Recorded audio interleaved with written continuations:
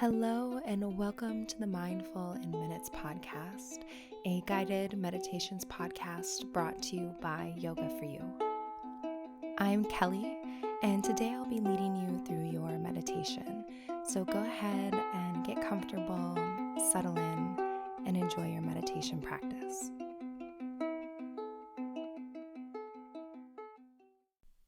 Hello, everyone. Welcome to this bonus episode of the Mindful in Minutes podcast.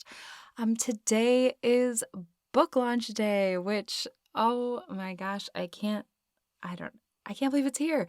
It really does feel like it's like I'm giving birth to a book baby. You're like, oh my gosh, it's happening. This thing is going to come out into the world. That's how I feel. Like I'm kind of birthing a book baby today. And what I thought I would do, I know it's not a regular Mindful Minutes day, but what I thought could be kind of fun is to do a little bit, just a short little live reading for you guys. So this book, you've heard me talk about it. I mean, I've been talking about it a lot. I know that.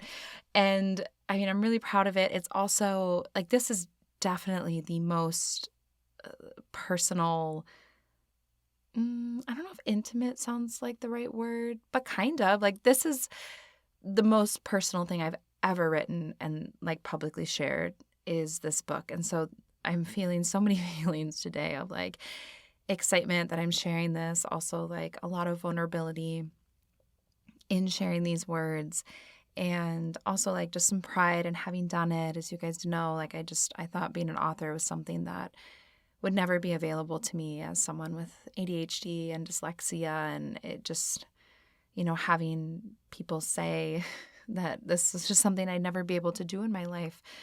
That today's a really special day. So with that, I'm not going to get all in my feels. What I thought would be fun is to do a little bit of a reading. So this book is available depending where you are, it might actually be available in your local bookstore, which is like pretty cool. But it is available online at most major book retailers. It's also available as a Kindle version and an Audible book. So I have narrated the whole book. It's available on Audible. I know a bunch of you pre-ordered that, which thank you. You're so sweet. But also if you're like, I don't know if I want this book or not, I thought I'd just read you a little bit and then you can listen to it and then you can decide if you're like, I do want this book, or if you're like, I don't think it's for me, or you're like, you know what, this would be the perfect gift for so-and-so. I'm just going to read you a little bit and then you can do a little vibe check and decide if this is a book that you want to have, since today is like the day launch day.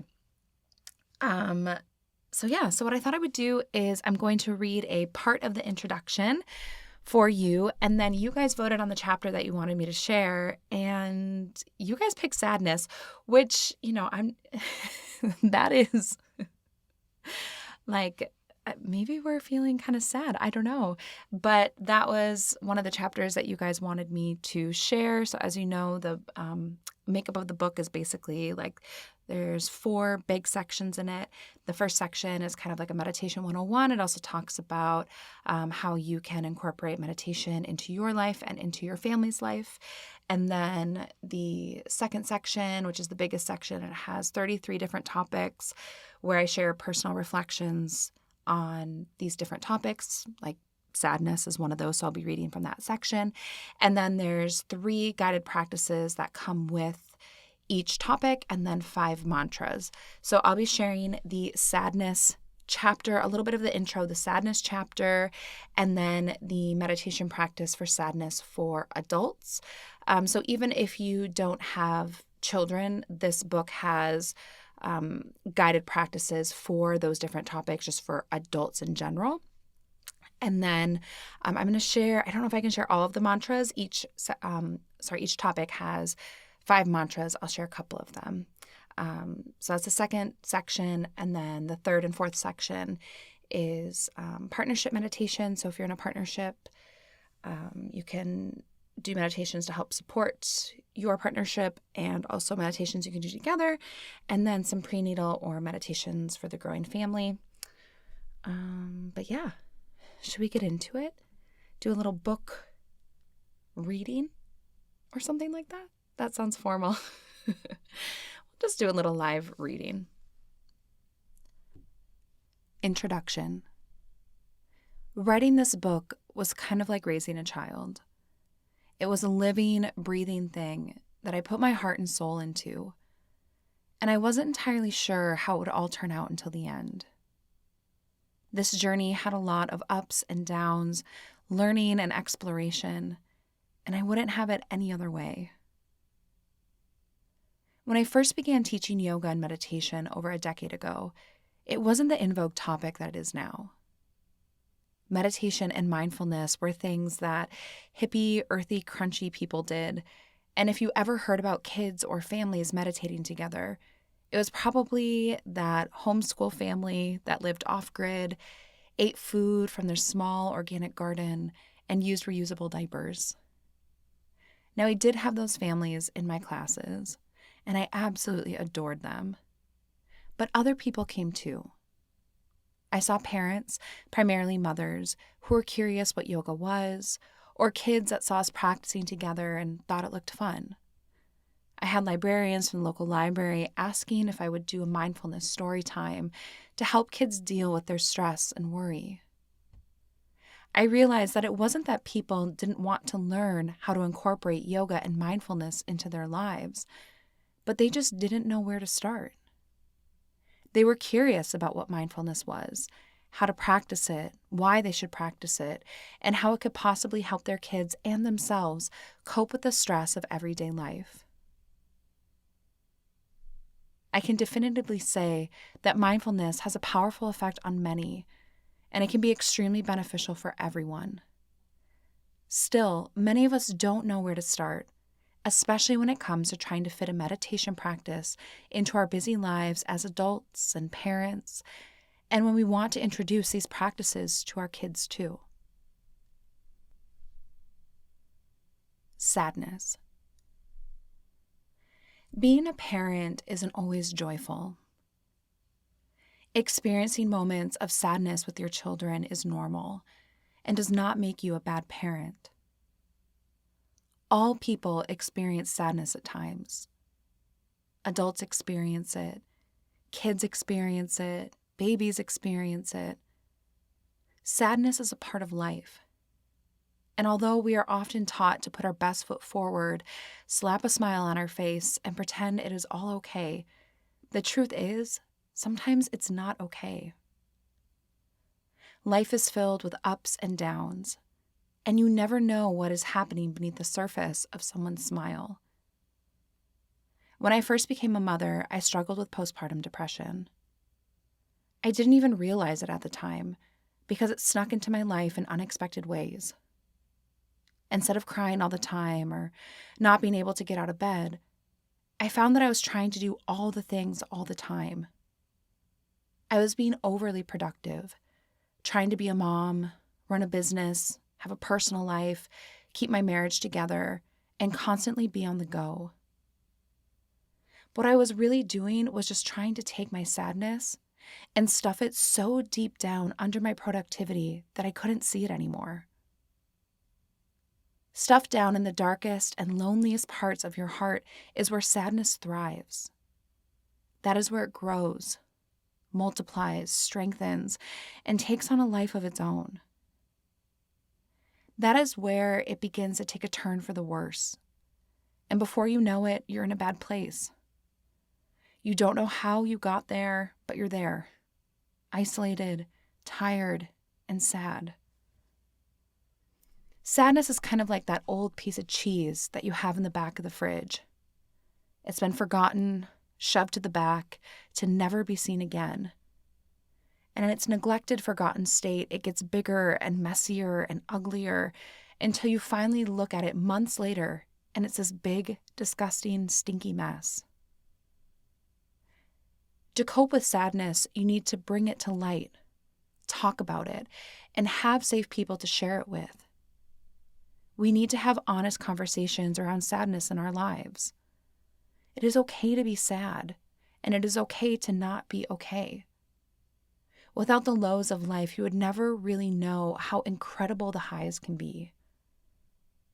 That said, we still need tools to address the lows. We need to bring sadness out from the deep, dark depths of our emotional refrigerator and call it what it is. We will experience sadness at all points in our lives. Just this week, my son broke into tears because he was feeling sad. And then I got tired of hearing all of his crying. And then I started crying. And then we were both crying and sad together. After we cried, we hugged, and we brought our sadness into the light for one another to see. We let the light shine on our feelings, and this helped us remember that we are never alone, even on our darkest days. The next time sadness hits your heart or appears in your household, try these meditation practices if you feel that your sadness is getting in the way of living your life. Please also talk with someone you trust and consider seeing a licensed therapist or counselor if that seems like the right step for you. Meditation practices for sadness for adults. Begin by coming to a comfortable position. Giving yourself permission to feel how you are feeling and to experience sadness. Take 3 deep cleansing breaths, inhaling through the nose and sighing it out through the mouth. Name how you are feeling right now without judgment. Check in with your feelings and emotions and name what you are feeling. When your feelings have been named, welcome in a sensation of loving kindness and compassion. Focus on the feeling of loving kindness and compassion, and as you breathe, let this feeling grow in your heart. Visualize yourself standing in front of you and send that feeling of loving kindness and compassion to your highest self. Watch it surround yourself like a hug and help bring comfort to you and soothe your sadness. Visualize this for as long as you would like, or until you feel your sadness lifting. Mantras for sadness. I allow my heart to feel what it feels. My heart is happy and my mind is clear. Today I feel sad, and that's okay. So that is a portion, at least, of the book, a little snippet. Like I said, it's pretty much available everywhere today, which just burst my heart open so much. And I don't know if I should say thank you guys for picking this whole book feels very vulnerable to me. But that, chapter in particular is one that, just feels a little more open for me in sharing that part of my life. And I hope that if this book resonates with you, that it finds its way into your hands, either a hard copy or the Audible version or Kindle, whatever speaks to you, or if you know someone who may like it, getting it for them as a gift, or even just sharing this book if it isn't for you, that would be incredibly supportive.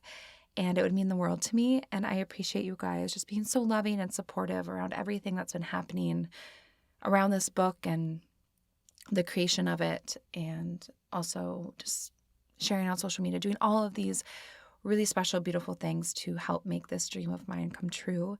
It does not go unnoticed. And every day I just wake up with so much gratitude in my heart for all of you.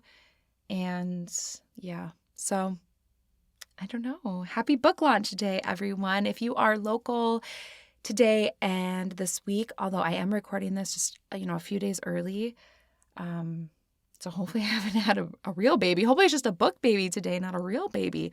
I told Poppy, I keep telling her that she can take her full time. She's not supposed to join us until the end of September. However, you never know. But assuming that Poppy is still nice and cozy in my pelvis, if you are local in the Twin Cities, there's some fun things happening this week for the book. And so I'd love to see you there. Otherwise, I hope you're having a beautiful day.